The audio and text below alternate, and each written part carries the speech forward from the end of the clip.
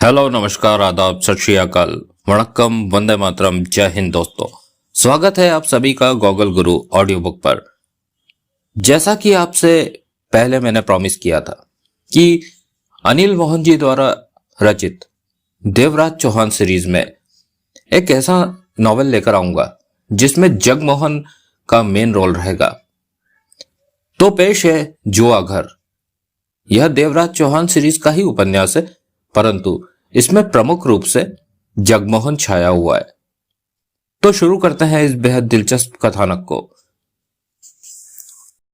मुंबई। देवराज चौहान ने कार के स्टीयरिंग में कोहनी फंसाई और सिगरेट सुलगाकर पुनः स्टीयरिंग थाम लिया। वो मध्यम गति से कार चला रहा था। दोपहर के 12:30 हो रहे थे।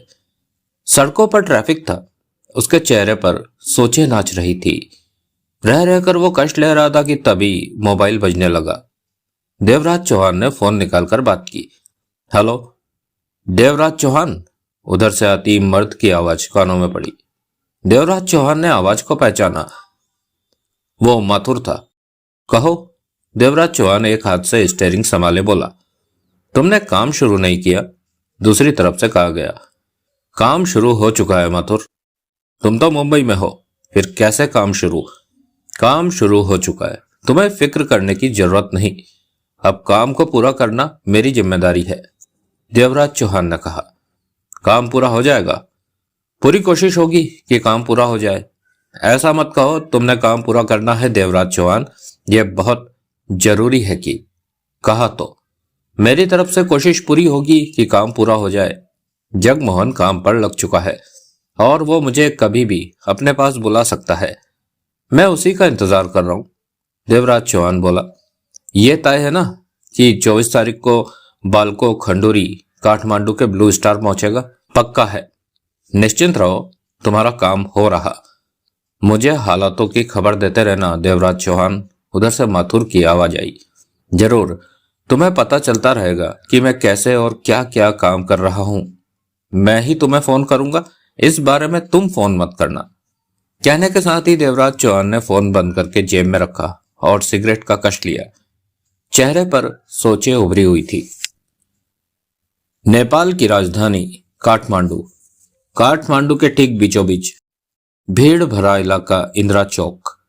इंदिरा चौक को काठमांडू का बेहद खास इलाका माना जाता है।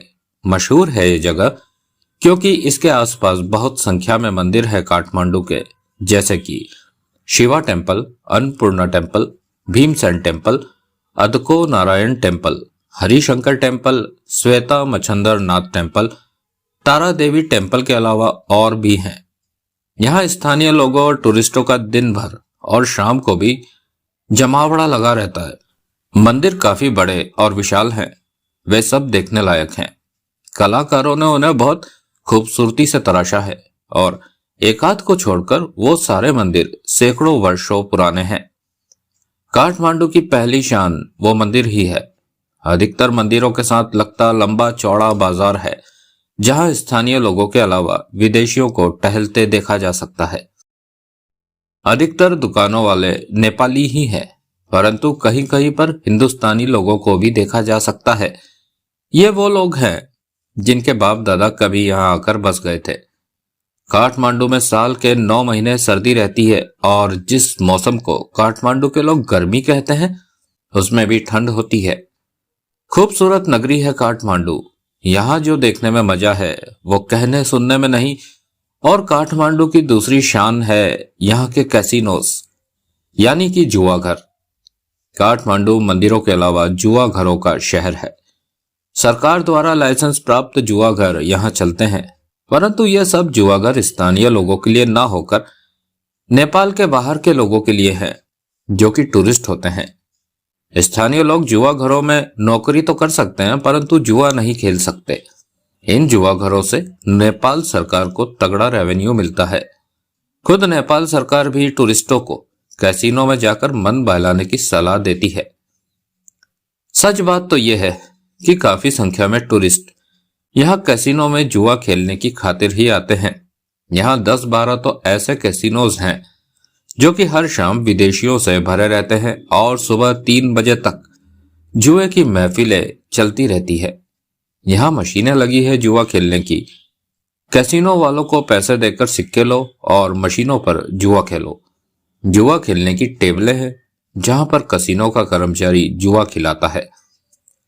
लोग बड़ी बड़ी रकमें लगाते हैं, हारते हैं, जीतते कम ही है, परंतु लोग खेलने और पैसे लुटाने में लगे रहते हैं। ये सब हालात तो सामान्य दिनों में सामान्य वक्त में रहते हैं, परंतु एक वक्त ऐसा भी आता है जिसे सीजन का वक्त कहा जाता है। वो दिसंबर का महीना होता है, जब क्रिसमस और नए साल के आगमन का होता है। तब तो पर्यटकों की बाढ़ सी आ जाती है कैसीनोज में। पर्यटक ढेर सारे नोटों के साथ काठमांडू पहुंचते हैं कसीनो में जुआ खेलने के लिए, और कसीनो वाले भी कोई कसर नहीं छोड़ते पर्यटकों को लुभाने के। यही वजह है कि दिसंबर के महीने में हर कैसीनो में ताश के पत्ते भी शुरू हो जाते हैं कि पर्यटक बड़ी रकमें लगाकर दिल खोल कर खेले। इसके लिए खेलने वालों को कसीनो में नोट देकर टोकन लेने होते हैं। टोकन देने के बदले कसीनो 10% खुद रखता है, और जब आप जीत कर टोकन कैश कराते हैं तो तब कुल रकम का 10% कैसीनो लेता है। इन सब बातों में खास बात तो यह है कि यह दिसंबर का ही महीना चल रहा है। आज तारीख है 12 दिसंबर।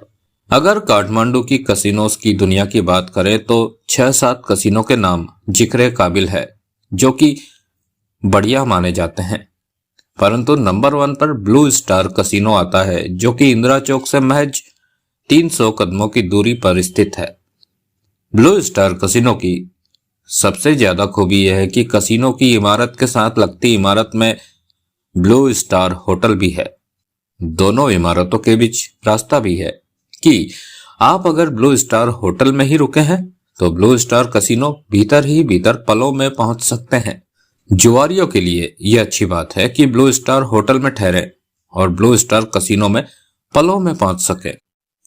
होटल काफी विशाल, शानदार और आलीशान है, परंतु आराम की भी सब सुविधाएं वहां मौजूद है। खास बात यह कि ब्लू स्टार का कोई कर्मचारी ब्लू स्टार कसिनो में प्रवेश नहीं कर सकता। यह नियम था। होटल के कर्मचारी होटल में ही रहते थे, अलबत्ता कसिनो के कर्मचारी होटल में अवश्य आ सकते थे। कसिनो के कर्मचारियों की तनख्वाह भी ज्यादा थी और वहां पर उन्हीं कर्मचारियों को लगाया जाता था जो कि हर तरफ से भरोसे काबिल हो। होटल का मैनेजर मंगल जोगी नाम का स्थानीय व्यक्ति था जो कि मोटा और लटके गालों वाला था। कसिनो का मैनेजर बाज बहादुर नाम का स्थानीय व्यक्ति था जो कि आकर्षक व्यक्तित्व का 52 वर्ष का था। ब्लू स्टार होटल और कसिनो का मालिक अजीत गुरंग था जो कि 45 वर्ष का था। उसके दादा ने कोई 60 वर्ष पहले ब्लू स्टार कसिनो 4 कमरों जैसी छोटी जगह में शुरू किया था, और जब अजीत गुरंग पैदा हुआ तो उसके बाद धंधा बढ़ा तो जगह भी बढ़ती चली गई, और आज ब्लू स्टार बहुत मोटे बिजनेस के रूप में होटल और कसिनो की शक्ल में खड़ा था। इसी ब्लू स्टार होटल में जगमोहन 2 दिन पहले ही वेटर की नौकरी पर लगा था। दोपहर का 1 बजा था। जगमोहन की ड्यूटी सुबह 6 बजे से लेकर दोपहर 2 बजे तक थी। दूसरी मंजिल की राहदारी में खाने की ट्रॉली धकेलता जगमोहन एक कमरे के बंद दरवाजे के सामने ठिठका और बाहर लगी बेल दबा दी। चंद पल बाद भीतर से पूछा गया, कौन है? वेटर सर, जगमोहन ने कहा। तुरंत ही दरवाजा खुला। खोलने वाला 40 वर्ष का व्यक्ति था। जगमोहन खाने की ट्रॉली धकेलता भीतर प्रवेश कर गया और टेबल पर ट्रॉली से खाने से भरे बर्तन उठा उठा कर रखने लगा। कमरे में उस आदमी के अलावा एक औरत भी थी जो कि बेड पर रजाई ओढ़े पड़ी थी। खाना टेबल पर लगाने के पश्चात जगमोहन ने उस आदमी से पूछा, कुछ और चाहिए सर? नहीं। उसने नेपाली मुद्रा का 100 का नोट निकालकर जगमोहन की ओर बढ़ाया। तुम जाओ। जगमोहन ने नोट लेकर मुस्कुराते हुए सलाम मारा और ट्रॉली ढकेलता बाहर निकला और राहदारी में आगे बढ़ता चला गया। जिसम पर होटलों के वेटरों की वर्दी मौजूद थी, वो सीधा किचन डिपार्टमेंट में पहुंचा, ट्रॉली छोड़ी और एक कमरे में जा पहुंचा। ये कमरा होटल की दूसरी मंजिल पर वेटरों का ठिकाना था। राम सिंह वेटरों का हेड था और होटल के कस्टमर जब इंटरकॉम पर ऑर्डर देते तो वो ही सुनता था और वेटरों को ऑर्डर की पर्ची थमा देता था। जगमोहन जब वहां पहुंचा तो उस वक्त कोई भी वेटर वहां नहीं था। वहां रखे बेंच पर जगमोहन बैठा। टेबल कुर्सी रखे राम सिंह किसी रजिस्टर पर व्यस्त था। उसने एक निगाह जगमोहन पर मारी। तुम्हारी ड्यूटी खत्म होने वाली है, अभी 40 मिनट बाकी है। जगमोहन बोला। काम कैसा लग रहा है? काम को क्या देखना। जगमोहन ने गहरी सांस ली। पेट पालना है तो नखरे कैसे? कस्टमर लोग कभी कभी बढ़िया टिप भी देते हैं, राम सिंह ने कहा। मुझे अभी 100 रुपया मिला है, जगमोहन ने खुश होकर कहा। 100 रुपया? राम सिंह ने गर्दन उठाकर उसे देखा। किधर है? जगमोहन ने फौरन 100 का नोट निकालकर उसे दिखाया। इधर आ, राम सिंह ने कहने के साथ हाथ का इशारा भी किया। जगमोहन उठकर उसके पास पहुंचा। राम सिंह ने उसके हाथ से 100 का नोट ले लिया। ये क्या? जगमोहन ने मुंह बनाया। दिल छोटा मत कर, मेरे से बना के रख। तेरे को बढ़िया बढ़िया कस्टमर के पास भेजा करूंगा कि टिप बढ़िया मिले, लेकिन तेरे को आधी टिप मेरे को देनी होगी। यह बात किसी से कहना नहीं, तेरे मेरे बीच की बात है। वो तो ठीक है, पर तुमने तो पूरा ही 100 का नोट ले लिया। पहली बार है इसलिए लिया, अब के बाद आधी आधी टिप बांट लिया करेंगे। जगमोहन ने मुंह लटकाकर सिर हिला दिया। बैठ जा।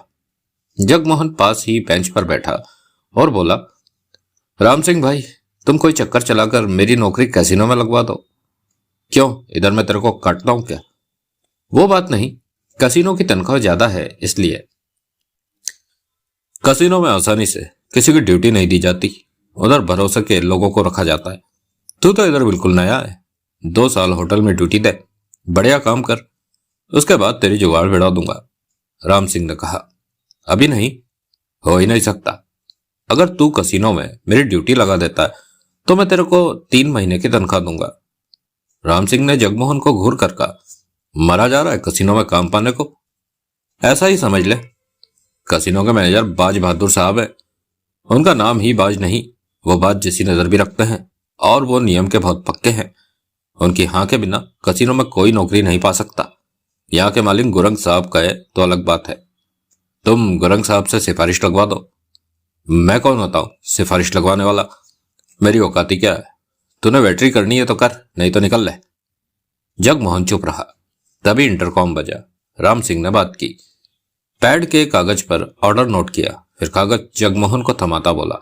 ये ले, 215 का ऑर्डर है, यह भी बढ़िया टिप देता है, हेरा फेरी नहीं करना, टिप आधी आधी बांटेंगे, मेरे से बना के रख, फायदा होगा। जगमोहन ने ऑर्डर का कागज पकड़ा और बाहर निकलकर किचन की तरफ बढ़ गया।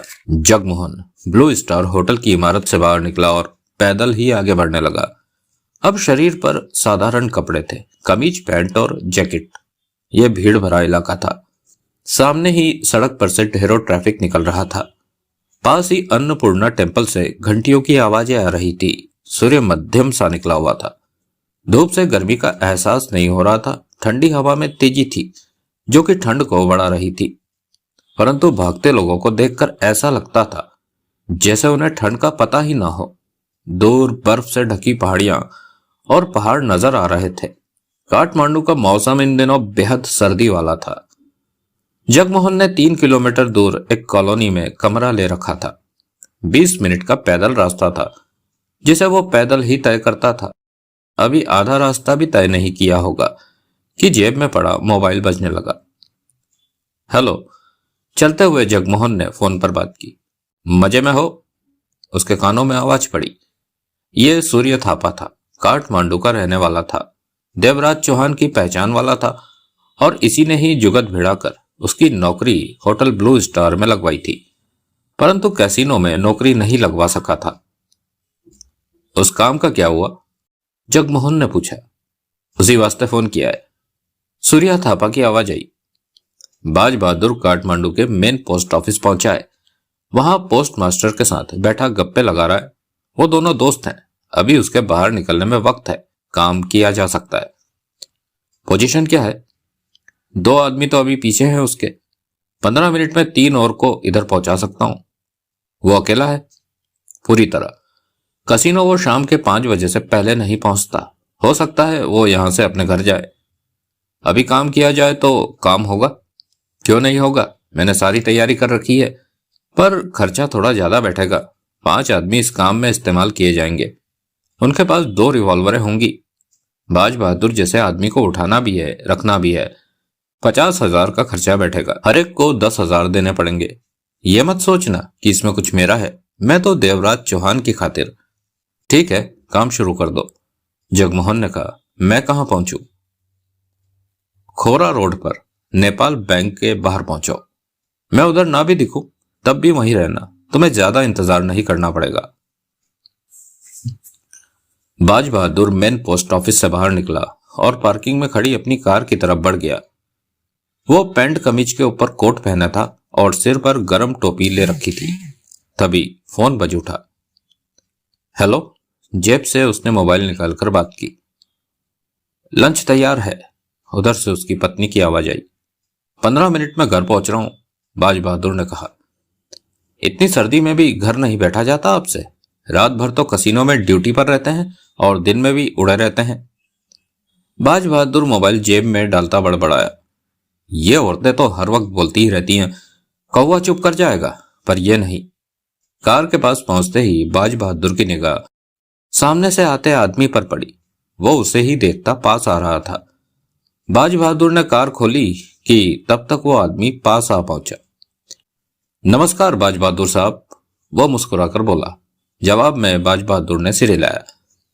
कसिनो तो बढ़िया चल रहा है। सुना है कसिनो का स्ट्रांग रूम हमेशा नोटों से भरा रहता है, करोड़ों रुपया होता है उसमें। बाज बहादुर की आंखें सिकुड़ी। उसने तीखी निगाहों से उस आदमी को घूरा। कौन हो तुम? मैंने सोचा आपसे दोस्ती कर लें तो मोटे नोट मिल जाएंगे, वो धीमे स्वर में कह उठा। तभी बाज बहादुर को अपने पीछे किसी के आ जाने का एहसास हुआ। वो पलटा, 2 और आदमियों को वहां पाया। बाज बहादुर सतर्क हो उठा। चुपचाप अपनी कार में बैठो। पीछे वाले 2 में से एक गुर्राया, हम तुम्हारा अपहरण कर रहे हैं। क्या बकवास कर रहे हो? बाज बहादुर की आंखें सिकुड़ी। दूसरे ने जेब में पड़ी रिवॉल्वर की झलक दिखाकर कहा, समझे, यह बकवास नहीं है। हम 1 सप्ताह से तुम्हारे पीछे लगे हुए हैं। कार में बैठो। क्या चाहते हो? बाज बहादुर ने मामले की गंभीरता को समझा। यह भी बता देंगे, अब चुपचाप सीधी तरह कार में बैठ जा, वरना गोली मार देंगे। कुछ पैसा चाहिए तो? कितना? 10-20 हजार ही दे सकता। सुना, एक ने कहर भरे अंदाज में अपने साथी से कहा। 10-20 हजार देने को कह रहा है? हम क्या भीख मंगे हैं? साला लाख रुपया तो तनख्वाह लेता है। कसिनो के स्ट्रांग रूम में करोड़ों रुपया पड़े रहते हैं और हमें। तभी एक और आदमी पास आ पहुंचा और खतरनाक स्वर में बोला, आनाकानी कर रहा है तो गोली मार दे। सुना, पहले वाला बोला, हम कई हैं, 10-20 हजार से हमारा पेट नहीं भरने वाला, करेंगे तेरे से बात, भीतर बैठ। उसके बाद बाज बहादुर को धकेलने के अंदाज में कार की पिछली सीट पर बैठा दिया गया।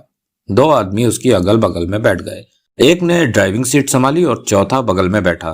कार आगे बढ़ गई। देखो, तुम लोग गलत काम कर रहे। चुप कर।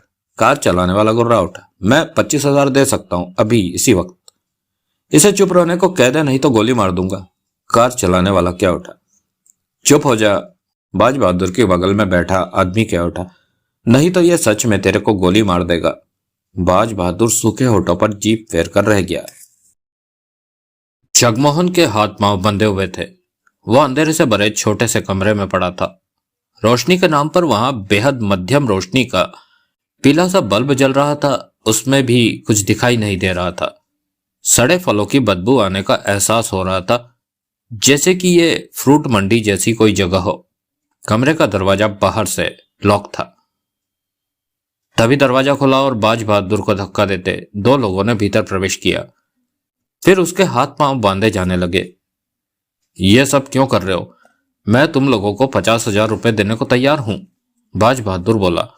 चुप कर, गुर्रा कर कहा गया। जो कहना हो हमारे बॉस से कहना। अपने बॉस को बुलाओ, मैं उससे बात। यहीं पड़ा रहे, वो तेरे से मिलने आएगा। बाज बहादुर के हाथ पांवों को बांधकर दोनों बाहर निकले और दरवाजा बंद हो गया। कहां फंस गया मैं? बाज बहादुर ठंडे फर्श पर पड़ा उस अंधेरे से भरे कमरे में नजरें दौड़ाने लगा। यह तो अभी शुरुआत है बेटे, जगमोहन बोला। तुम कौन हो? बाज बहादुर ने चौंक कर आवाज की तरफ नजरें घुमाई। अभी अंधेरे में देखने के लिए उसकी आंखें अभ्यस्त नहीं हो पाई थी। परंतु अब उसे लगा कि 3 कदमों की दूरी पर और कोई भी है। मुझे भी तुम्हारी तरह यहाँ बांध कर रखा गया है। जगमोहन ने कहा, तुमसे आधा घंटा पहले ही मुझे यहाँ लाया गया है। ये पागल लोग हैं। मैं हिंदुस्तानी हूँ। दोस्त ने यहाँ काठमांडू में नौकरी लगवा दी थी तो यहाँ आकर नौकरी कर रहा था। इन्होंने मुझे एक होटल से बाहर निकलते देखा तो ये सोचकर उठा लिया कि मैं टूरिस्ट हूँ, मुझसे अच्छे नोट मिल जाएंगे। कितना कहा कि मैं गरीब बंदा हूँ, वेटर की नौकरी करता हूँ, पर मेरी एक नहीं सुनी। तुम्हारी तरह मुझे भी कहा कि बॉस ही बात करेगा। हम किस जगह पर हैं? बाज बहादुर ने पूछा। पता नहीं, सड़े फलों की बदबू बहुत आ रही है। तुमने आते वक्त जगह देखी नहीं? आंखों पर कपड़ा बांधकर यहाँ लाया गया, जगमोहन बोला। मेरी आंखों पर भी कपड़ा बांधा था यहाँ लाने से पहले। तुम्हारे पास मोबाइल फोन है? था, निकाल लिया इन लोगों ने। तुम तो बात करने के लहजे से नेपाली लगते हो। हाँ, क्या नाम है तुम्हारा? बाज बहादुर। मालदार होंगे तभी तो तुम्हें उठाया गया। ब्लू स्टार कैसीनो में मैनेजर हूँ। Blue star? जगमोहन की चौंकने की आवाज आई। मैं भी तो ब्लू स्टार होटल में काम करता हूँ। ओह, बाज बहादुर साहब हैं आप? नमस्कार साहब, मैं आपको पहचान नहीं पाया, बहुत अंधेरा है इधर। और तुम ब्लू स्टार में वेटर हो? जी साहब जी। हैरानी है कि तुम्हें इन लोगों ने उठा लिया। हिंदुस्तानी हूँ, ड्यूटी खत्म करके होटल से निकला था और इन्होंने मुझे टूरिस्ट समझकर अपहरण कर लिया। आपको तकलीफ में देखकर मुझसे सहा नहीं जा रहा है। मैं आपके लिए कुछ कर भी नहीं सकता, जगमोहन ने अफसोस भरे स्वर में कहा। हम दोनों ही इस वक्त छेद वाली कश्ती पर सवार है। बाज बहादुर ने गहरी सांस ली। आप तो बहुत बड़े खतरे में फंस गए। आपको तो ये लोग छोड़ेंगे नहीं, इसी बात की तो चिंता है मुझे। नाम क्या है तुम्हारा? जगमोहन साहब जी। लोग तो नेपाल से हिंदुस्तान पैसा कमाने जाते हैं, तुम नेपाल आए हो? काठमांडू मेरे को बहुत अच्छा लगता है, इसलिए। हम कैसे बच सकते हैं जगमोहन, इस बारे में सोचो। मुझे तो ये बदमाश बहुत खतरनाक लगते हैं साहब जी। हम चिल्लाना शुरू कर देते हैं बाहर, कोई तो हमारी आवाज। बेवकूफी वाली बातें मत करो, इस तरह हम नहीं बच सकते, बाज बहादुर ने गंभीर चिंतित स्वर में कहा। मुझे तो आपकी चिंता हो रही है साहब जी, मैं तो गरीब बंदा हूं। जब इन्हें पता चलेगा तो मेरे हाथ पांव तोड़कर मुझे छोड़ देंगे, परंतु आपकी तो ये छोड़ने वाले नहीं। इन्होंने बताया नहीं कि ये आपसे क्या चाहते हैं? अभी कुछ नहीं कहा, लेकिन पैसों की बात कर रहे थे। आप 50,000 देने को तो कह रहे थे। मेरे ख्याल में 50,000 इन्हें कम लग रहा है, बाज बहादुर व्याकुल स्वर में बोला। ये खतरनाक लोग लगते हैं। जगमोहन ने जवाब में कुछ नहीं कहा। वहां इतनी भी रोशनी नहीं थी कि दोनों एक दूसरे का चेहरा ठीक से देख पाते। साहब जी, मुझे तो बहुत सर्दी लग रही है ठंडे फर्श पर। 2 घंटे बाद दरवाजा खुला और 3 आदमियों ने भीतर प्रवेश किया। उनमें एक मोटा और ठिगना था। उनके चेहरे कम रोशनी में स्पष्ट नहीं दिख रहे थे। ठिगना कोने में पड़ी कुर्सी को खिसका कर उस पर बैठ गया। दरवाजा बंद करके बाकी दोनों वहीं पर खड़े रहे। ठिगना व्यक्ति नेपाली लहजे में जगमोहन से बोला, तू क्या कहता है कि तू वेटर है ब्लू स्टार होटल में? जी हाँ, जगमोहन जल्दी से बोला, मैं वेटर। तू टूरिस्ट है हरामजादे, हमसे झूठ बोलता है। वो कुर्सी से उठा और जगमोहन को ठोकर मारी। जगमोहन बिलबिला कर क्या उठा, मैं वेटर हूँ, गरीब बंदा हूँ, 2 दिन पहले ही तो ब्लू स्टार में नौकरी पे लगा हूँ। नाम क्या है तेरा? जगमोहन। होटल में तेरा हेड कौन है? राम सिंह। दूसरी मंजिल पर मेरी ड्यूटी है, मैं सच कह रहा हूँ। जगमोहन याचना भरे स्वर में क्या उठा। ठिगना वापस कुर्सी पर बैठा और कठोर स्वर में बोला, अगर तेरी बात गलत निकली तो जानता है हम तेरी किसी गद बनाएंगे। गला काट देना साहब जी, मैं झूठ नहीं बोलता, मैं तो मामूली सा वेटर हूं। ठिगना अपने दोनों आदमियों से बोला, इसके बारे में ब्लू स्टार से पता करना कि ये वेटर है या टूरिस्ट। हम पता लगा लेंगे, उन दोनों में से एक आदमी ने कहा। फिर ठिगना बाज बहादुर से बोला, हाँ तो बाज बहादुर साहब, यहाँ पर तुम्हें मजा तो आ रहा होगा, तुम बहुत गलत कर रहे हो। यही अपना धंधा है, मालदार लोगों को उठाओ और पैसे लो। ठिगना हंसा, तुम तो बहुत मालदार हो। बाज बहादुर की आवाज नहीं आई। बाज बहादुर, ठिगना पुनः बोला, हर महीने एक आध का कत्ल करना पड़ता है जो हमारी पसंद के पैसे हमें नहीं देता। समझदार लोग तो ऐसी नौबत ही नहीं आने देते। तुम्हारा खुद के बारे में क्या ख्याल है? क्या तुम समझदार हो? बाज बहादुर खामोश रहा। तुम पर तो बहुत पहले से ही हमारी नजर थी। कसिनो में मैनेजर हो, लाख रुपया तनख्वाह है, कसिनो का स्ट्रांग रूम नोटों से भरा रहता है, और अब तो कुछ दिन बाद क्रिसमस और न्यू ईयर आने वाला है, स्ट्रांग रूम नोटों से ठसाठस भर जाएगा। तुम्हारे कसिनो की जितनी कमाई होती है उतनी कमाई किसी दूसरे कसिनो की नहीं होती। सुना है न्यू ईयर के मौके पर अजीत गुरंग तुम्हें 1 महीने की तनख्वाह इनाम के तौर पर देता है। मैं वहां नौकर हूं, नौकर ठिकना हंसा। तुम तो वहां के मालिक से भी ज्यादा हैसियत रखते हो। मुझे पता है कसीनो में तुम्हारी कितनी चलती है। मालिक होने के बावजूद भी गुरंग उधर झांकता नहीं, सब कुछ तुम ही संभालते हो। ठिकने ने कहा। मैं तुम्हें 1 लाख रुपया दे सकता हूं मुझे छोड़ने के लिए। बाज बहादुर कसमसा कर बोला। लेकिन मैंने तो तुमसे पैसा मांगा ही नहीं। पैसे के लिए ही तो मुझे उठाया गया है। बाज बहादुर बोला। मैंने तो तुम्हें अपना दोस्त बनाने के लिए तुम्हें उठाया है। तुम्हें अपना दोस्त बनाना चाहता हूँ। ठिकने की आवाज में मुस्कुराहट के भाव थे। मेरा दोस्त बनने के लिए तुम्हें भी खुश होना चाहिए। क्या चाहते हो साफ साफ बोलो। बाज बहादुर क्या उठा। साहब जी को तकलीफ देकर तुम अच्छा नहीं कर रहे हो। जगमोहन ने कहा। ठिकना उठा और आगे बढ़कर जगमोहन को ठोकर मारी। जगमोहन बिलबिला उठा। तू अपनी जुबान बंद रख, वेटर की औलाद। ठिकना गुर्रा उठा। जगमोहन ने फिर कुछ नहीं कहा और ठिकना वापस कुर्सी पर जा बैठा। हाँ तो बाज बहादुर मेरे प्यारे दोस्त, मैं नए साल की शाम को तुम्हारे कसीनो का स्ट्रांग रूम लूटना चाहता हूँ, जो कि उस रात नोटों से खचाखच भरा होगा। करोड़ों की रकम वहां होगी। बहुत अच्छा लगता है उस स्ट्रांग रूम को नोटों से भरा देखकर, है ना? तुम पागल हो गए हो। बाज बहादुर व्याकुल और हैरान सा क्या उठा। उस कसीनो को कोई नहीं लूट सकता। हम लूटेंगे और तुम लुटवाओगे। ठिकना होठ पीछे बोला। बाद में इसे डकैती कहा जाएगा, क्योंकि 5-6 लोग इसमें शामिल होंगे। तुम सच में पागल हो। अच्छा, ठिकने ने व्यंग से कहा। कसीनो के स्ट्रांग रूम तक पहुंचा भी नहीं जा सकता, वहां पर तगड़ी सिक्योरिटी। तुम किस मर्ज की दवा हो बाज बहादुर? सिक्योरिटी तुम्हारे इशारे पर ही तो चलती है। तुम चाहोगे तो हम आसानी से स्ट्रांग रूम के भीतर पहुंच जाएंगे। लोगों के अपहरण करने के धंधे से मैं तंग आ चुका हूं। जो लोग मेरी बात नहीं मानते, या यूं कह लो कि हर महीने 2-1 की हत्या तो करनी पड़ती है, तो सोचा क्यों ना कसीनो की मोटी रकम न्यू ईयर को लूट कर सारी उम्र मजे किए जाएं। ये सोचते ही तुम्हारा ध्यान आ गया बाज बहादुर साहब। मैं कुछ नहीं कर सकता तुम्हारे लिए। तुम सब कुछ कर सकते हो। तुम तो चाबी हो उस स्ट्रांग रूम तक जाने के लिए। तुम्हारा दिमाग खराब हो गया है जो ऐसी सोच रखते हो। बाज बहादुर बोला। मैं इसमें कुछ नहीं कर। तभी ठिकना उठा, जेब से रिवॉल्वर निकाली और आगे बढ़कर नाल उसके गाल पर रख दी। अब बोलो, क्या कहा तुमने? मैंने ठीक से सुना नहीं। ठिकने के लहजे में वहशी गुर्राहट थी। बाज बहादुर के होश उड़ गए।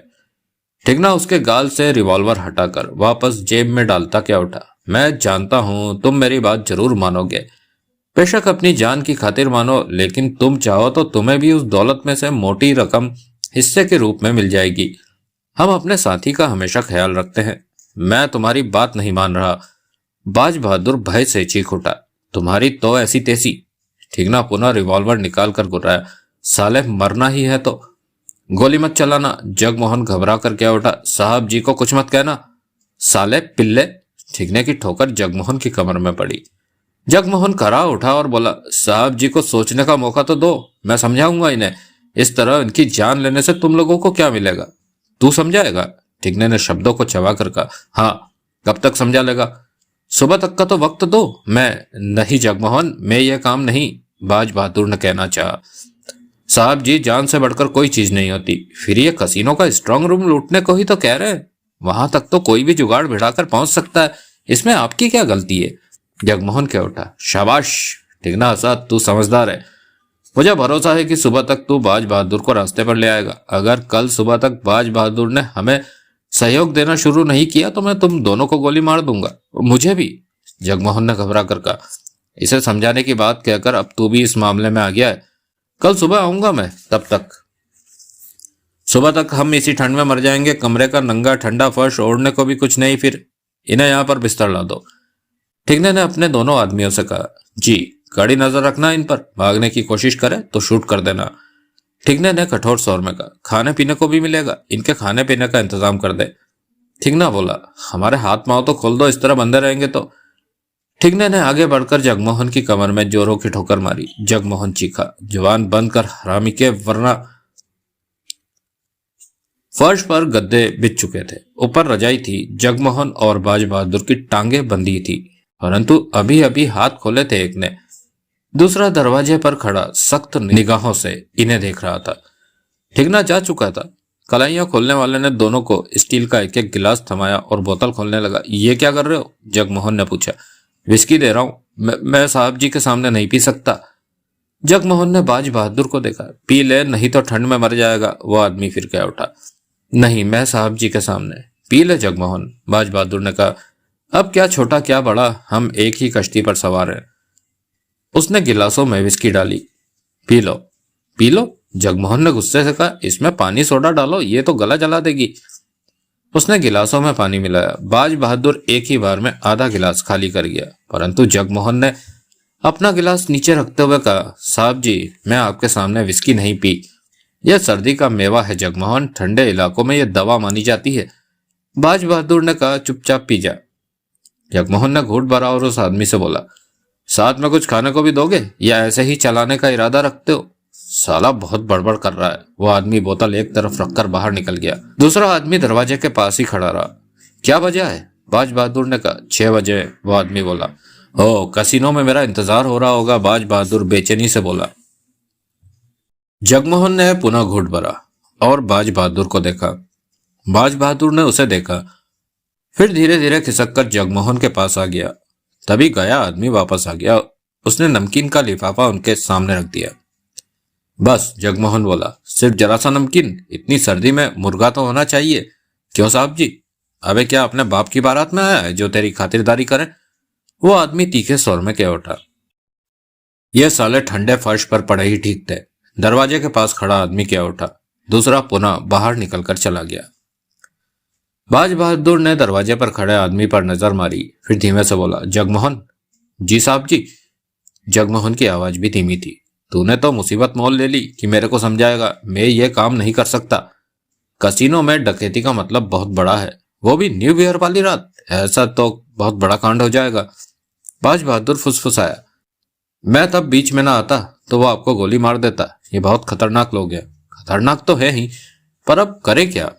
बाज बहादुर ने चिंतित स्वर में कहकर घुट भरा। मुझे तो खुद ही समझ नहीं आ रहा कि क्या होगा। मैं तो डरा बैठा हूं। कल वो हम दोनों को गोली मार देंगे। चाहे कुछ भी हो, कसिनो में डकैती के लिए इनकी सहायता मत कीजिएगा। जहां रोजी रोटी होती है वहां पर दगाबाजी नहीं की जाती साहब जी। मैं तो अपनी जान देने को तैयार हूं आपके लिए, जगमोहन धीमे से बोला। जान तो सबसे कीमती होती है, पर मैं कसिनो नहीं लुटाऊंगा, बाज बहादुर बोला। यही तो मैं कह रहा हूं, तुम बचने का रास्ता सोचो। वही तो कर रहा हूं। क्या अपनी टांगों के बंधन खोल रहा हूं? तो फिर क्या करोगे? इन लोगों से भिड़ जाऊंगा। ये खतरनाक बात होगी, ये तुम्हें मार देंगे, बाज बहादुर चिंतित स्वर में बोला। आपको बचाने के लिए कुछ तो करना ही होगा, नहीं तो कल सुबह ये आपको मार देंगे। बाज बहादुर ने दरवाजे पर खड़े बदमाश को देखा। वो आराम से खड़ा था। खोल लिए, जगमोहन फुसफुसाया। टांगों के बंधन? हाँ। बाज बहादुर ने बैठे बैठे बेचैनी से पहलू बदला। आप आराम से पियो साहब जी, इसे मैं संभालता हूं। जहां कमजोर पड़ूं आप आ जाना, परंतु मेरी टांगे बंधी हुई है। ओ, फिर आप बैठे रहिए। जगमोहन ने गिलास पास ही फर्श पर रखा। मैं इसे संभालने की कोशिश करता हूं, तब तक आप टांगों के बंधन खोलने की कोशिश कीजिए। अगर मेरा दांव चल जाए तो रुकना नहीं है, भाग निकलना है यहां से। बाज बहादुर ने सिर हिलाया। जगमोहन ने रजाई हटाई और उठते हुए बोला, ओ भाई, बहुत तेज लगी है। जगमोहन उसकी तरफ बढ़ा। किधर जाऊं? मेरे साथ चल, पास ही। कहते कहते वो ठिठका और फिर चौंक कर बोला, तुमने टांगे कैसे खोल ली? तभी जगमोहन उस पर टूट पड़ा, सीधा उससे टकराया और दोनों दरवाजे से जा टकराए।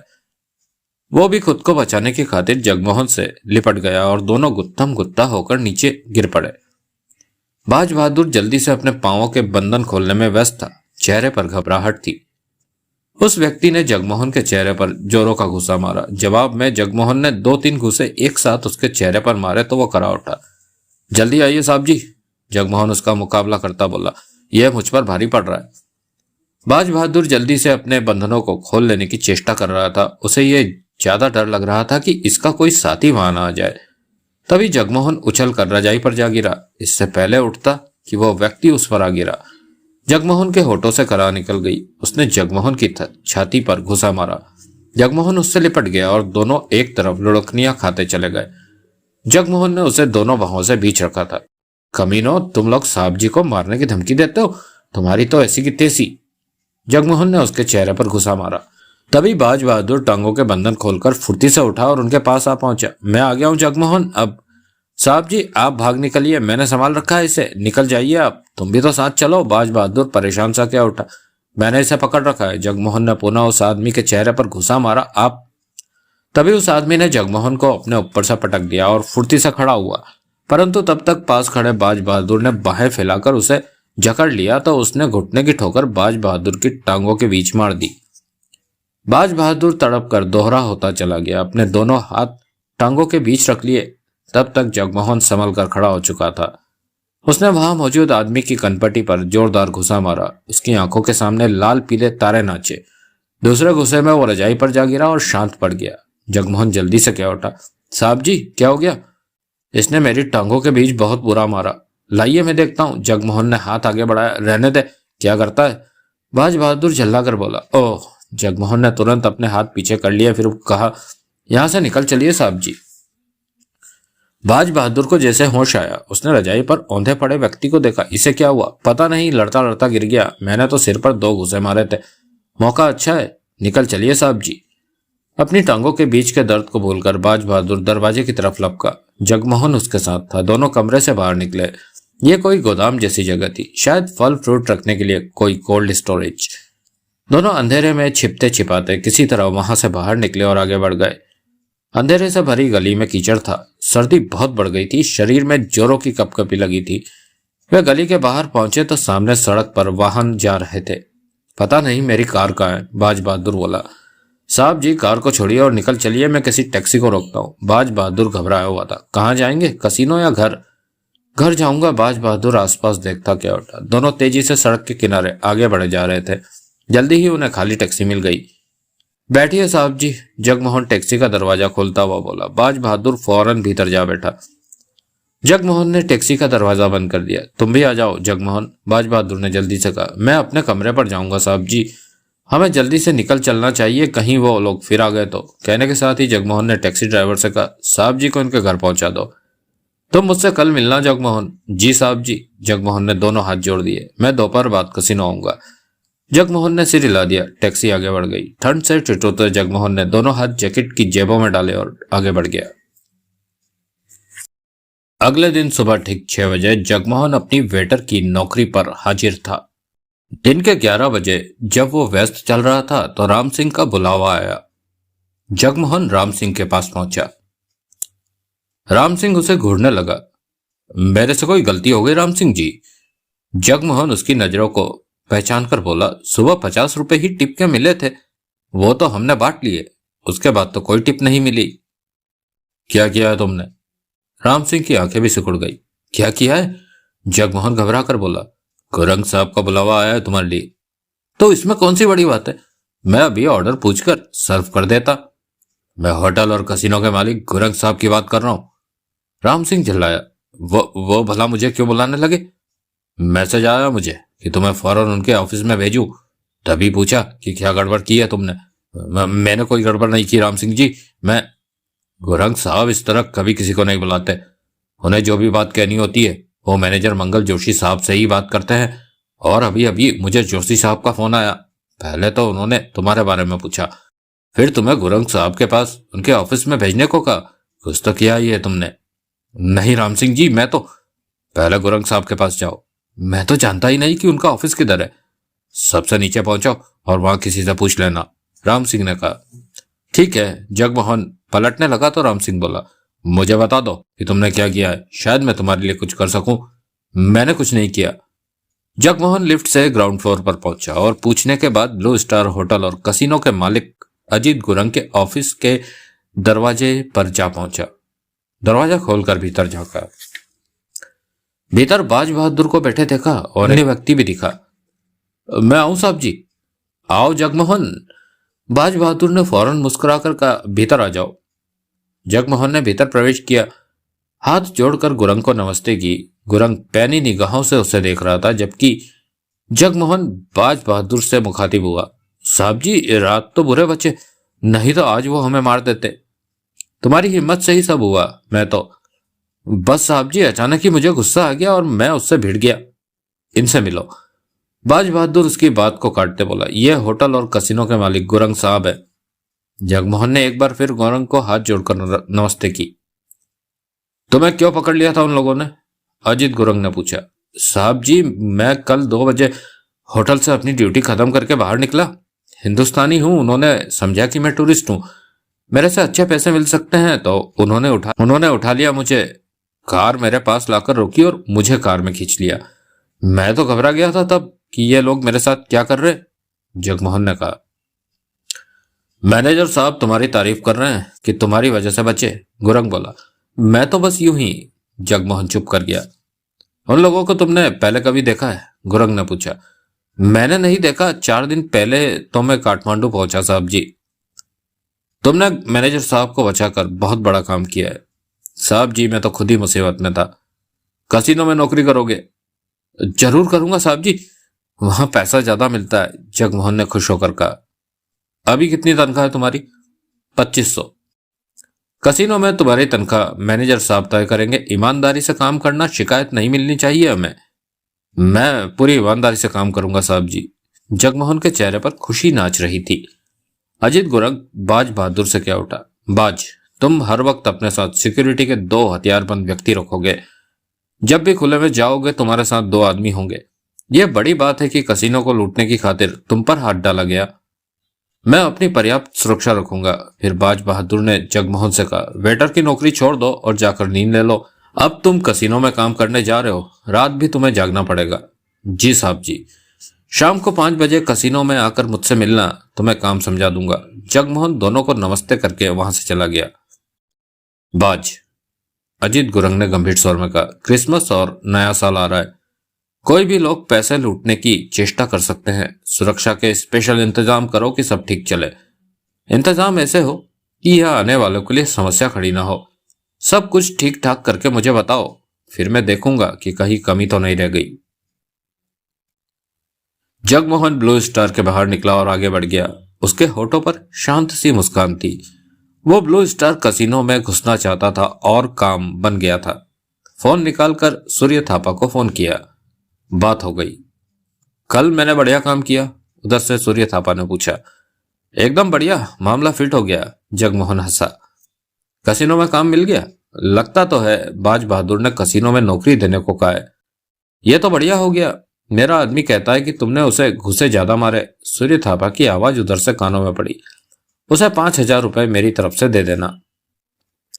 मेरे पास पैसे नहीं है, तुम पैसे दो कि मैं उन्हें दे सकूं। 10-10 हजार पांचों को देना है। 1 घंटे बाद कल वाली जगह पर ही मिलना, पैसे ले लेना। ठीक है, वैसे तुम करना क्या चाहते हो? क्या मतलब? अगर कसिनो में डकैती करनी है तो मुझे भी साथ ले लो, 2 पैसे मैं भी कमा लूंगा। ऐसा कुछ नहीं है, डकैती करने के लिए यह सब नहीं किया जा रहा। यह कहकर मुझे झूल तो नहीं दे रहे? तुमसे झूठ क्यों बोलूंगा भला? फिर भी अगर डकैती का कोई प्रोग्राम बने तो मुझे जरूर याद करना। उधर से सूर्य थापा की आवाज आई। वहम में मत पड़ो, ये डकैती का प्रोग्राम नहीं बन रहा। तुम्हारी मर्जी, देवराज चौहान आएगा या तुम काठमांडू में अकेले ही हो?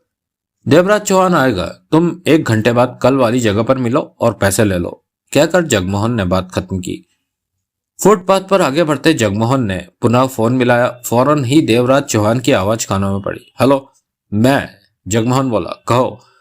काम बन गया, कसिनो में मैंने जगह पा ली। जगमोहन बोला, ये अच्छा हुआ। तुम अच्छी तरह कसिनो का हाल देखना, स्टाफ से दोस्ती बढ़ाना कि मौके पर कोई मुसीबत खड़ी ना हो। तुम कब आओगे? 3-4 दिन तक। बेहतर होगा कि मेरे आने तक तुम मेरे लिए वहां पर नौकरी का इंतजाम कर लो। बाज बहादुर, जो कि कसिनो का मैनेजर है, वो शीशे में उतरा हुआ है। मैं तुम्हारे लिए भी जल्दी ही नौकरी का इंतजाम कर लूंगा।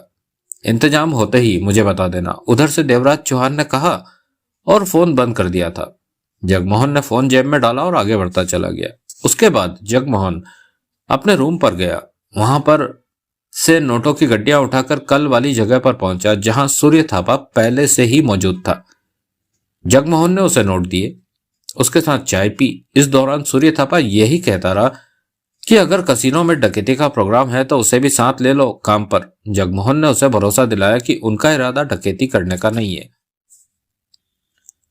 सूर्य थापा से मिलने के बाद जगमोहन फुर्सत में था। वो जानता था कि कसिनो की ड्यूटी पर रात को जागना है, परंतु उसका नींद लेने का कोई इरादा नहीं था। वो काठमांडू की सड़कों पर टहलता रहा, बाजारों में घूमने लगा। तभी उसे सामने श्वेता मच्छंदर नाथ मंदिर दिखा तो वो मंदिर में प्रवेश कर गया। काफी बड़ा मंदिर था। बीच रास्ते के दोनों तरफ पार्क बना था जिस पर चबूतरे जैसी सीटें लगी थी बैठने को। धूप में लोग सीटों पर और घास पर बैठे थे। कई परिवार और टूरिस्ट परिवार वहां पर नजर आ रहे थे। यह शांत जगह अच्छी लगी जगमोहन को और वहीं पार्क में धूप में जा बैठा। शाम 5 बजे जगमोहन ब्लू स्टार कसिनो पहुंच गया। बाहर अंधेरा छाने वाला था। सर्द हवा चल रही थी और ठंड बढ़ गई थी। रिसेप्शन पर जगमोहन ने मैनेजर साहब को पूछा। जब उसने नाम बताया अपना तो उसे कुछ इंतजार करने को कहा गया और करीब 10 मिनट बाद एक आदमी उसके पास आ पहुंचा।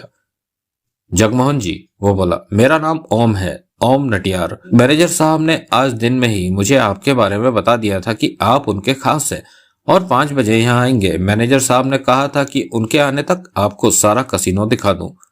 मैनेजर साहब कब तक आएंगे? 6 बजे तक तो आ ही जाते हैं। ओम नटियार ने कहा, चलिए कसिनो देख लीजिए। हाँ चलो। ओम नटियार जगमोहन को लेकर आगे बढ़ गया। तुम यहाँ पर क्या काम करते हो? जगमोहन ने पूछा। सिक्योरिटी में हूं। नटियार जगमोहन को कसिनो दिखाने लगा। ब्लू स्टार कसिनो काफी बड़ा और कई भागों में बटा हुआ था। वहां आने वाले ग्राहक को काफी लोगों की नजरों से गुजरना पड़ता था और इस बात का पता आने वाले को नहीं लगता था। अगर किसी कस्टमर के ठीक नहीं होने का शक होता तो उसके पीछे सिक्योरिटी का आदमी लग जाता और हर पल उसकी हरकतों पर नजर रखी जाती थी।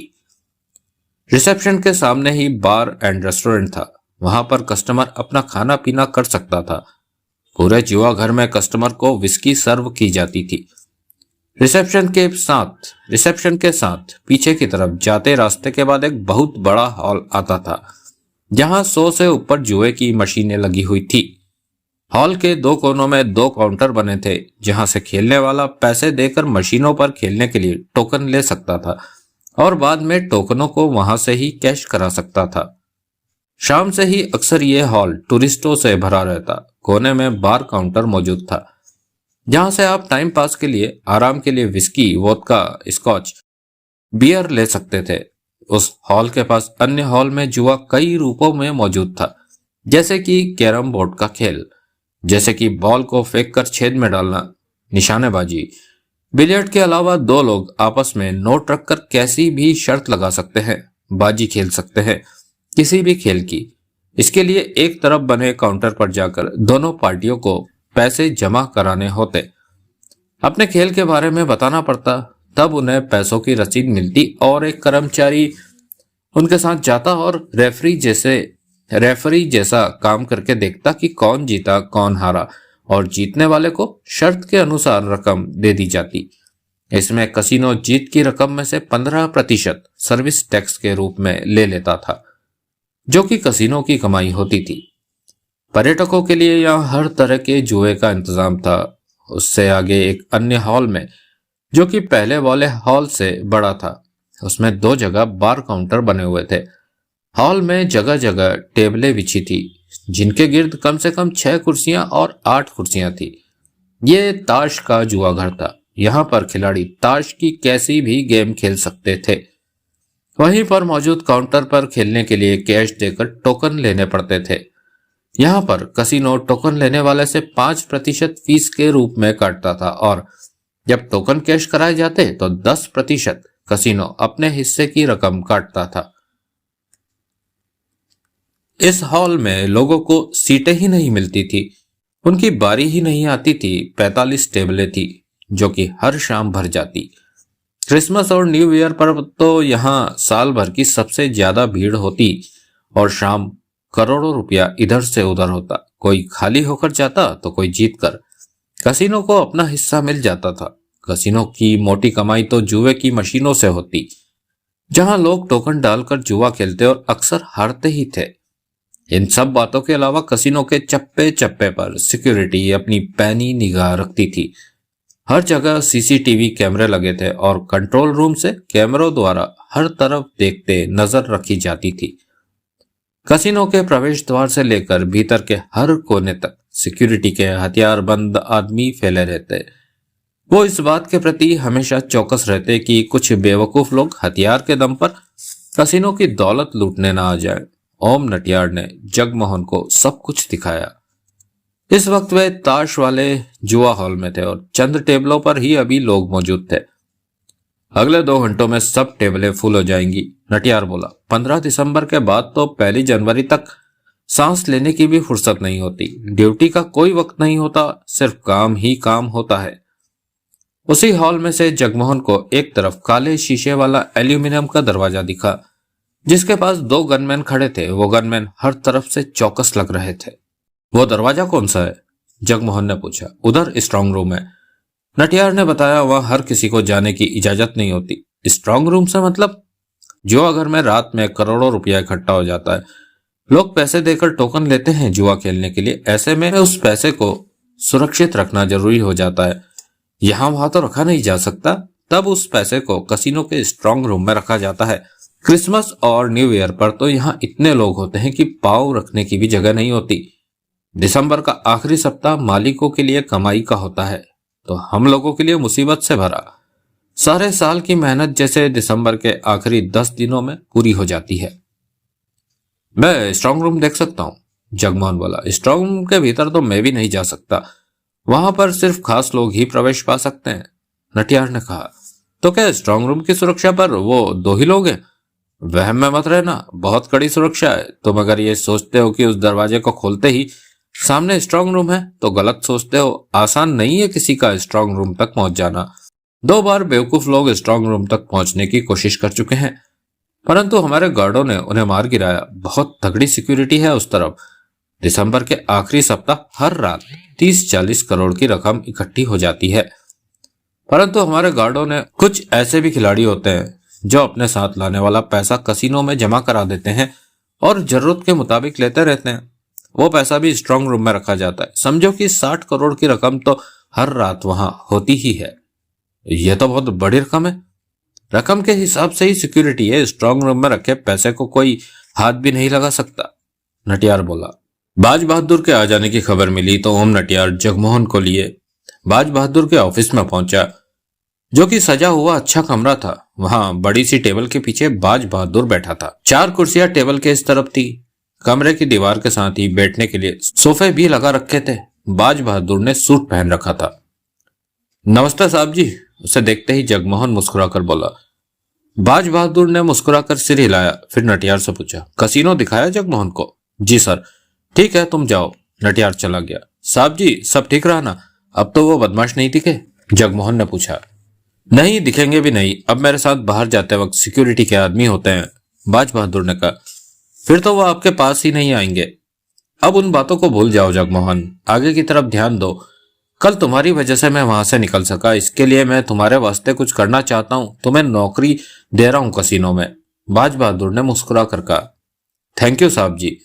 तनख्वाह भी तुम्हारी ज्यादा होगी। होटल में तुम 2500 कमाते थे, यहाँ तुम्हें 10,000 रुपये हर महीना मिलेगा। 10,000? जगमोहन खुश हो गया। हाँ, मेहनत से काम करोगे तो तनख्वाह और भी बढ़ा दी जाएगी। मैं मेहनत से काम करूंगा साहब जी। गुड, मैं तुम्हें बहुत आसान और जिम्मेदारी वाला काम दे रहा हूँ। बाज बहादुर बोला, तुम्हारा काम होगा कसिनो में आने वालों पर नजर रखना। अगर तुम्हें लगे कि कसिनो में आने वाला आदमी जुआ खेलने की अपेक्षा कसिनो की बाकी चीजों में दिलचस्पी ले रहा है, जैसे कि वो बार बार कसिनो के स्ट्रांग रूम की तरफ जा रहा है या स्टाफ से खामखा की दोस्ती काटने की कोशिश कर रहा है, तो ऐसे आदमी की खबर नटियार को तुरंत देनी होगी। ये जासूसी वाला काम है और तुम्हें पसंद आएगा। जी साहब जी, मैंने बहुत जासूसी नावल पढ़े।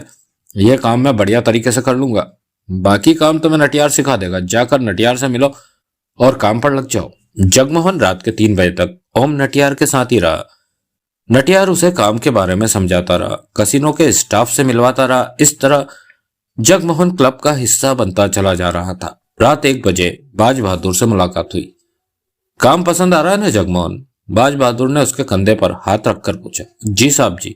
हर कस्टमर पर पैनी नजर रखो, उसके दिमाग में क्या है ये जानने की कोशिश करो। नटियार जी ने मुझे सब कुछ समझा रखा है साहब जी, जगमोहन ने भोलेपन से कहा। बाज बहादुर उसका कंधा थपथपाकर आगे बढ़ गया। जगमोहन व्यस्त रहा। कसिनो करीब आधा भरा हुआ था, रौनक थी। करीब 3 बजे रात छुट्टी हुई तो जगमोहन कसिनो से निकलकर अपने कमरे की तरफ चल दिया। शरीर को कपा देने वाली सर्दी थी। सड़कें सुनसान पड़ी थी। कोहरे के बादल हवा संग झूमते जैसे सड़कों को छू रहे थे। स्ट्रीट लाइटों की रोशनी इतनी मध्यम थी कि वो बुझते दिए की तरह महसूस हो रही थी। खाना तो कसिनो से ही हो गया था। कसिनो के कर्मचारियों के लिए वहां अलग से किचन थी और रात 12 बजे के करीब उन्हें खाना दिया जाता था। कसिनो का काम चलता रहता था और 2-2, 4-4 कर्मचारी जाकर सब खाना खा लेते थे। बाज बहादुर ने उसे कहा था कि कल उसे कसिनो की वर्दी दी जाएगी। वर्दी के रूप में काला पैंट, कोट और सफेद कमीज मिलेगी। 2 दिन इसी तरह बीत गए। जगमोहन शाम 5 बजे कसिनो पहुंचता और आधी रात के बाद 3 बजे छुट्टी मिलती। इस बीच कसिनो के कर्मचारियों के बीच अपनी जगह बनाता जा रहा था। वर्दी के रूप में पैंट, कमीज और कोट मिल गया था। बाज बहादुर जब भी उसे देखता तो पास आकर उसका हालचाल पता करता, उसकी पीठ थपथपाता, फिर आगे बढ़ जाता। काम में किसी तरह की परेशानी आती तो नटियार उसे दूर कर देता। अपने काम को ठीक से अंजाम दे रहा था जगमोहन। तीसरी रात उसने नटियार को एक ऐसे जोड़े की खबर दी जो 2 लोगों की जेब से पैसा खिसका चुका था, और उसने देखा वो जोड़ा हिंदुस्तानी था, 30 का युवक, 28 की औरत। जब उनकी तलाशी ली गई तो उनके पास से जेब तराशी के ब्लेड मिले। उन्हें पुलिस के हवाले कर दिया गया। बाज बहादुर ने जगमोहन को ऑफिस में बुलाकर उसकी पीठ थपथपाई। तुम तो बहुत तेज निकले जगमोहन, 3 दिन की नौकरी में ही तुमने गलत लोगों को पकड़वा दिया। बाज बहादुर बोला, मैं और लोगों को भी पकड़ लूंगा साहब जी। तुम तरक्की करोगे, ऐसे ही काम करते रहो, शाबाश। बाज बहादुर बहुत खुश था। साहब जी एक बात कहनी है पर डर लग रहा है। जगमोहन सिर झुकाकर बोला, डरते क्यों, जो कहना है कहो, कहीं आप नाराज न हो। तुम्हारी किसी बात पर मैं नाराज नहीं होऊंगा, अब जो भी कहना है कह दो। साहब जी मेरे भाई को भी कसिनो में नौकरी दे दीजिए। तुम्हारा भाई हिंदुस्तान में रहता है, हम बचपन से ही एक साथ रहे हैं, उसके बिना यहाँ मेरा दिल नहीं लगता। आप उसे भी कसिनो में नौकरी दे देंगे तो वो यहाँ आ जाएगा, हम दोनों फिर से इकट्ठा रहने लगेंगे। जगमोहन ने हाथ जोड़कर कहा।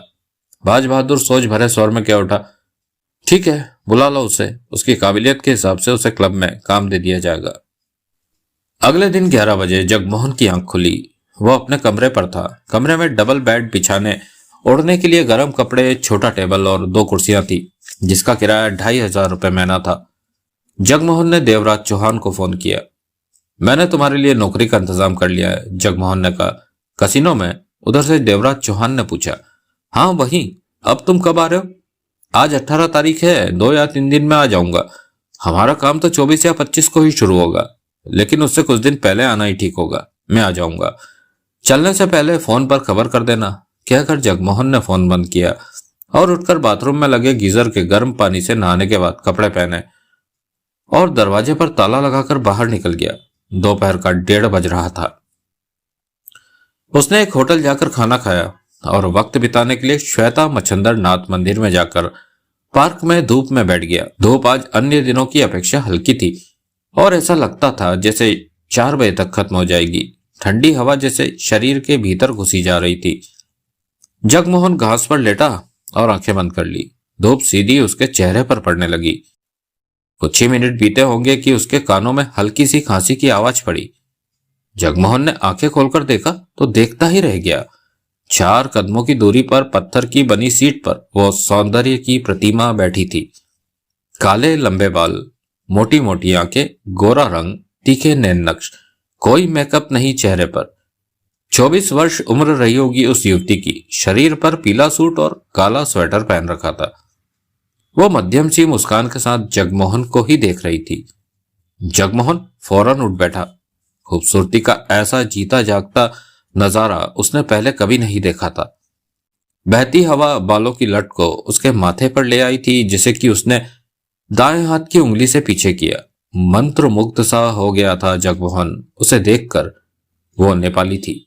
युवती के चेहरे पर उभरी मुस्कान गहरी हो गई। ऐसे क्या देख रहे हो बाबूजी? युवती ने शरारत भरे खनकते स्वर में पूछा। कुछ नहीं, जगमोहन ने हड़बड़ाकर मुंह फेर लिया। युवती हंसी, फिर बोली, तुम कल नहीं आए यहाँ? कल? जगमोहन ने फौरन युवती को देखा। परसों आए थे ना, मैंने देखा था, पर कल नहीं आए यहाँ। युवती ने कहा। तुम्हें कैसे पता कि कल नहीं आया? जगमोहन के होठों से निकला। तुम मुझे देख रही थी? हाँ, युवती ने सरलता से कहा। क्यों? यूं ही, तुम मुझे बहुत अच्छे लगे। युवती ने सीधे सरल स्वर में कहा। अच्छे लगे? मैं तुम्हें अच्छा लगा? हाँ, कोई किसी को अच्छा नहीं लग सकता क्या? लग सकता है, क्यों नहीं लग सकता? जगमोहन ने जल्दी से कहा। नजरें उसके खूबसूरत चेहरे पर टिकी रही। युवती इधर उधर जाते आते जाते लोगों को देख रही थी। तुम यहाँ रोज आती हो? जगमोहन ने पूछा। कभी कभी तो रोज आती हूँ, तो कभी कई कई दिन नहीं आती, उसने मुस्कुरा कर कहा। इतना क्यों आती हो इस मंदिर में? सच कहूं, वो जगमोहन को देखकर बोली। हाँ कहो। पंडित जी ने कहा था मुझे इसी मंदिर में अपना पति मिलेगा। इस मंदिर में? हाँ, हमारे पंडित जी हाथ की रेखाओं की भाषा पढ़ना खूब जानते हैं। जब मैं छोटी थी तभी उन्होंने मेरा हाथ देखकर बता दिया था कि पहली बार मैं अपने होने वाले पति से श्वेता मच्छंदर नाथ मंदिर में ही मिलूंगी। फिर मेरा ब्याह होगा। तो मिली उससे? जगमोहन मुस्कुराया। अभी कहाँ मिला वो? युवती ने कहा। तुम्हें कैसे पता चलेगा कि तुम अपने होने वाले पति से मिल रही हो? जगमोहन मुस्कुरा रहा था। ये तो मुझे भी नहीं पता। उसने जगमोहन को देखा। कहीं वो मैं तो नहीं? युवती ने जगमोहन को देखा, मुस्कुराई और मीठे स्वर में बोली, ये तो मुझे पता नहीं, पर जब से तुम्हें देखा है तभी से दिल में कुछ कुछ हुआ जा रहा है। जगमोहन उसके हसीन चेहरे को देखता रह गया। इंसानी रूप में ऐसी सुंदर अप्रतिम सूरत उसने पहले कभी नहीं देखी थी। सच बात तो ये थी कि उसे देखने के बाद उसे भी अपना दिल गुम सा हो गया लग रहा था। नाम क्या है तुम्हारा? जगमोहन ने प्यार से पूछा। माला। तुम हिंदुस्तानी हो ना? हाँ। काठमांडू क्यों आए हो? घूमने? माला ने पूछा। मैं यहाँ नौकरी करता हूँ। नौकरी? अच्छा, तो काठमांडू में ही रहते हो? माला ने हैरानी से कहा।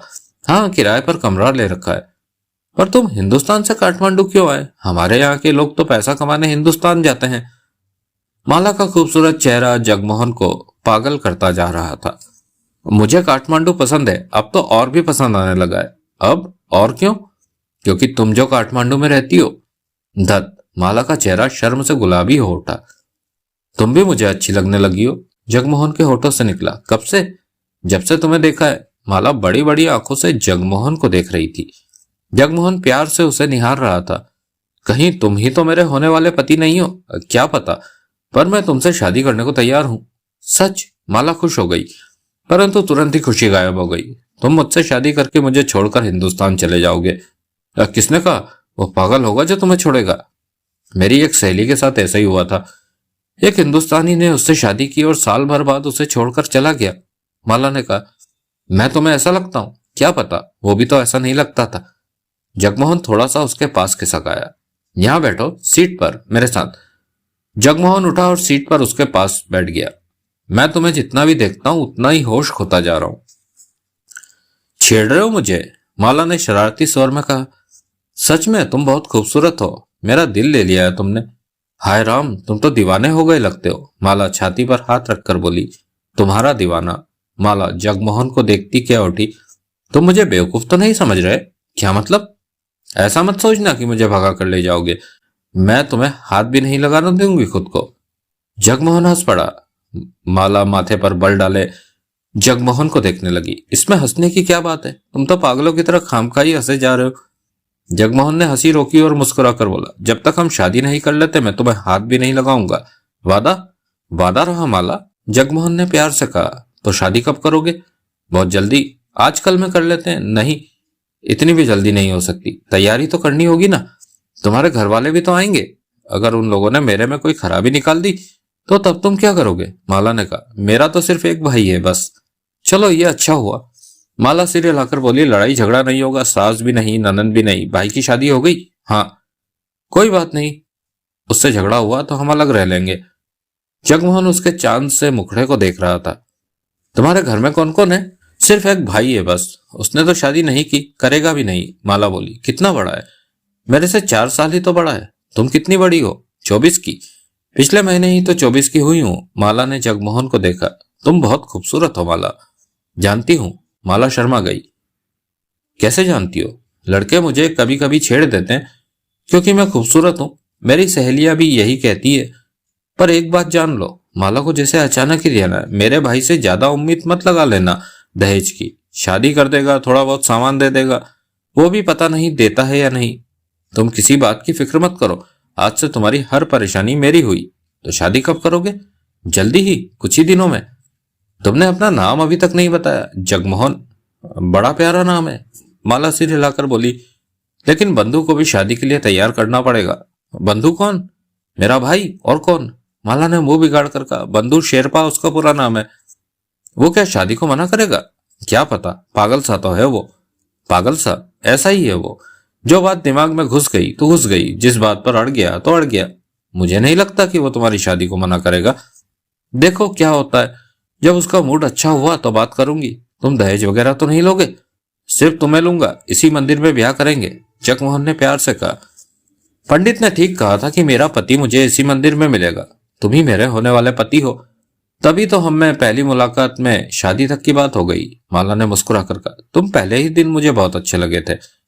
और तुम्हें देखते ही मैं अपने होश खो बैठा हूं। जगमोहन सच में होश खोए हुए था। शादी के बाद मुझे प्यार करोगे ना? माला ने पूछा। बहुत। वादा? वादा? जगमोहन बोला। तुम्हारा मोबाइल नंबर बताओ। फोन का नंबर? हाँ, वो तो मेरे पास है ही नहीं। एक बार बंधु ने मोबाइल फोन लाकर मुझे दिया था, परंतु वो मेरे हाथ से गिरकर टूट गया।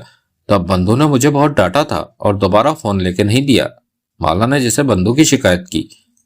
मैं तुम्हें नया फोन लेकर दे देता हूँ। हाय राम, बंधु तो मेरी गर्दन काट देगा कि मैं फोन कहां से ले आई। नहीं नहीं, मुझे फोन नहीं लेना। माला क्या उठी। जगमोहन और माला इसी तरह बातें करते रहे। धूप चली गई, परंतु उनकी बातें खत्म नहीं हुई। जब सर्दी लगी तो माला हड़बड़ा कर क्या उठी। ओह, मुझे बहुत देर हो गई, मुझे घर जाना है, बंधु आ गया होगा तो मुझ पर नाराज होगा। वो उठी। फिर कब मिलोगी? कल। माला भागते हुए उससे दूर होती क्या उठी। दिन के 12 बजे। माला चली गई। जगमोहन वहीं बैठा रहा। उसे कुछ याद रहा तो माला का खूबसूरत चेहरा, उसकी भोली भाली बातें कानों में गूंजती रही। चेहरा आंखों के सामने नाचता रहा और कुछ भी नजर नहीं आ रहा था। तो दोस्तों, आपने सुना अभी पहला एपिसोड जुआ घर का, जो कि जगमोहन स्पेशल है। एक तरफ तो देवराज चौहान और जगमोहन एक शानदार प्लानिंग पर काम कर रहे हैं, जो कि उनकी खासियत है ही, और दूसरी तरफ जगमोहन को पहली नजर में ही प्यार हो गया है, वो भी अपने देश से बाहर, यानी हिंदुस्तान से बाहर, अपने ही पड़ोसी मुल्क, अपने ही प्यारे पड़ोसी मुल्क नेपाल में। तो देखते हैं इस कहानी में आगे क्या क्या रंग भरते हैं अनिल मोहन जी। जुड़े रहिए हमारे साथ गॉगल गुरु ऑडियो बुक पर।